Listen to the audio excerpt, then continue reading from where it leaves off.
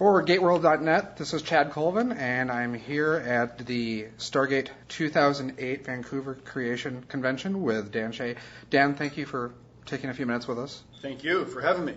Dan, tell us a little bit about how you got into the stunt business. First of all, this is one of the best looking French fries you're ever going to see. It's crunchy, and it's warm, and it's great, and it'd be better with gravy and lots of salt and pepper.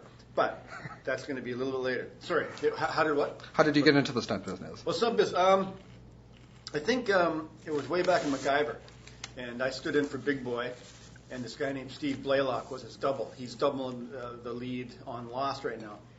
And I thought, that's kind of cool. They're doing some motorcycle stuff and falling down and getting beat up. And so I started my whole coattail thing with Big Boy. We play hockey 2 or 3 nights a week and shower in separate stalls. I started humping pads. There's a big coordinator in town called Danny Virtue, who's a producer, and I started carrying his big porta-pits in my back.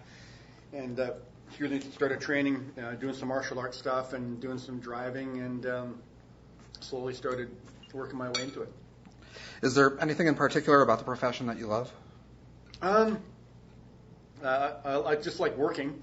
I like the focus. I like the idea of having to focus, because you got 10,000 people twitching and doing your hair and all this kind of stuff, and they're right. fiddling, and all you're concentrating on is hitting your mark or not anticipating the punch or not having your squibs go off early so you look like an idiot. And I remember one guy blew a $250,000 shot because he ran too early. Like all the cameras were rolling, all of a sudden he got all excited the way he went, and everything started blowing up, and he was in everybody's way, and they all got cut with glass, and they all went to the hospital. Mistake.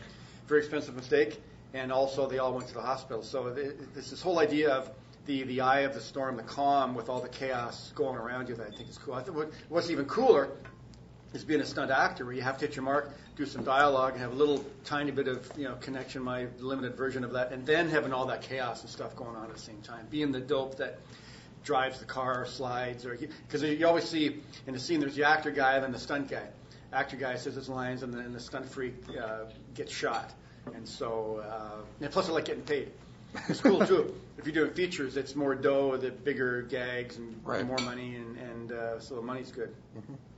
You were Richard Dean Anderson's stunt double during the MacGyver years, and then no, also... No, not during the MacGyver. I was a stand-in on the MacGyver years, and okay. I stunt double for him for a couple of hockey episodes. Okay, all right. And also his stunt double for SG-1. Yeah. Did he bring you into the production at all, or did he recommend you to it? Recommend me? No, he recommended not having me.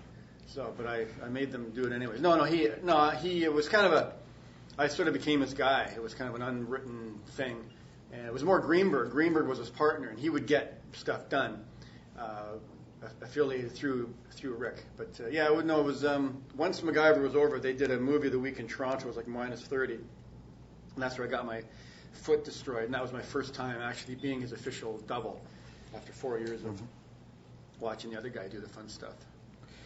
Fans have seen a lot of fantastic stunts on both series. Yeah. Ones that you've coordinated and ones you've performed yourself. Do you have a favorite? Favorite stunt on all of Stargate?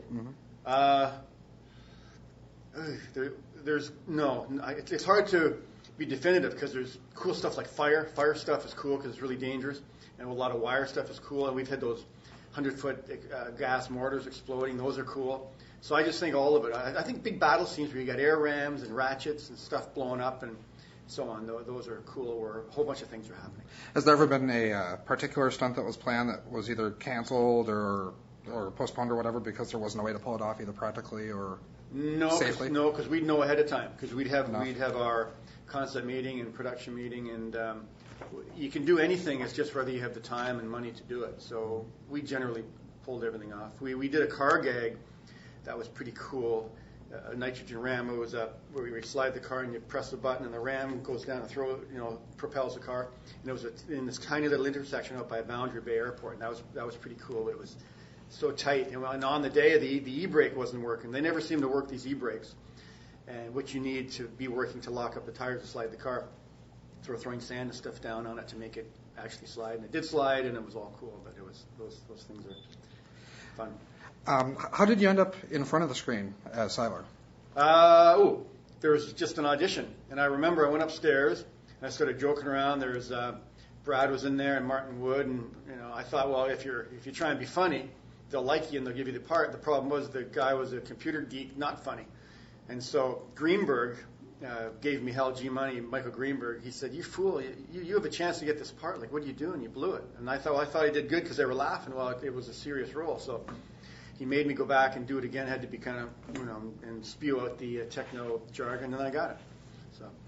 Now, since the end of SG-1, you've also, as you said earlier today, taken on the role of stunt coordinator on Psych on USA. Yeah. How different is that environment? Are the stunts easier there because the show isn't necessarily so science fiction based? No, well, not easier. It's just there's not as many of them. See, when it was Stargate and Psych, it was kind of difficult because I'd be driving across the bridge trying to go to meetings at both places and trying to be in 10,000 places at once.